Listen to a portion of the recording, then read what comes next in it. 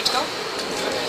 Okay, just to start again very briefly, I think one of the biggest myths of this recession has been the fact that the idea that Ireland has no money as a country, and that regardless of who caused it and who's to blame for it, that there's this reality that we're all left to deal with, which is that there's just no money, and that tax hikes and that cutbacks are something that's essential, and that we're just going to have to deal with it, as disgusting as it may be.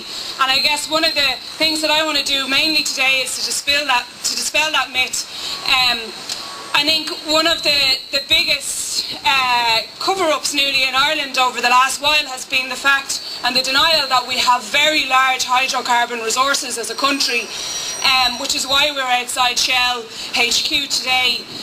I think most people are aware of the Corrib gas field off the west coast of Mayo due to the amount of resistance there has been to that.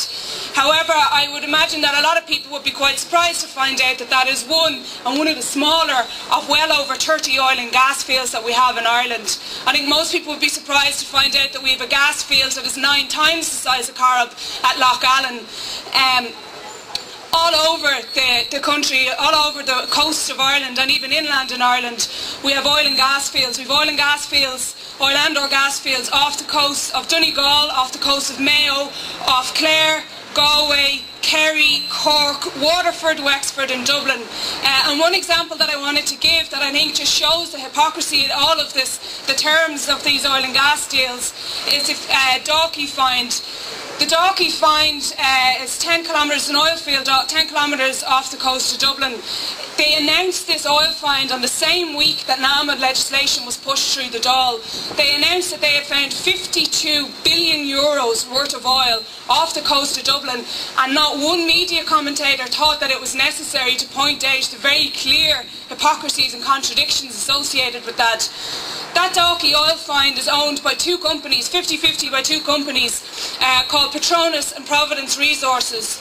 Petronas is the Malaysian state oil company. So the Malaysian state stands to make approximately 26 billion euro off oil that's off the coast of Dublin.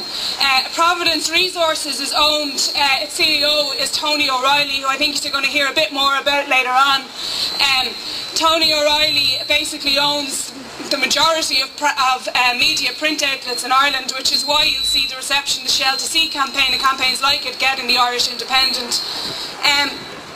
Just to state, out of that 52 billion euro, Tony O'Reilly would have paid a few €1,000 for a licence to go and search that area of Dublin. Once you have a licence, anything you find in that area you own. That is 100% owned by those 2 oil companies. The Irish state retains a 0% share within it. And just to say as well, one of the biggest myths that has been put forward by the government, there's 2 big ones. One is that we need the security of energy supply. As a country, we do need a security of energy supply. As a country, we're actually in quite a bad position on that. But there is absolutely no security of energy supply agreed within any of the agreements over the licences that have been given out, including Corrib. They can pipe that gas through the UK and into international networks from that, or similarly for any of the oil finds, they can pump it straight into tankers at the wellhead and then send it to whatever country they want to.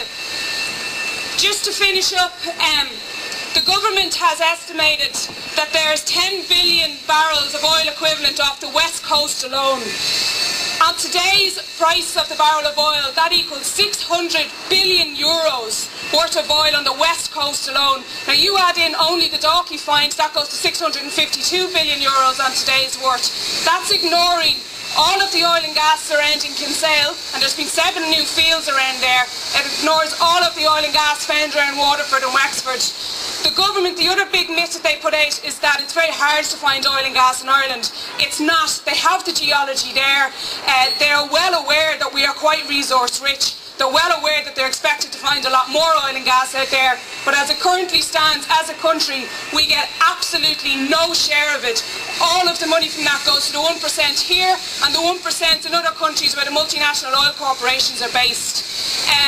So basically, that's just what I want to finish off. It's yet another hypocrisy to it. While we're giving billions to banks of taxpayers' money, we're using taxpayers' money to research our geological research, to see where oil and gas is, giving that research to oil and gas companies, and then handing them over the billions and taking absolutely none of it back for the people of Ireland. Thanks a million.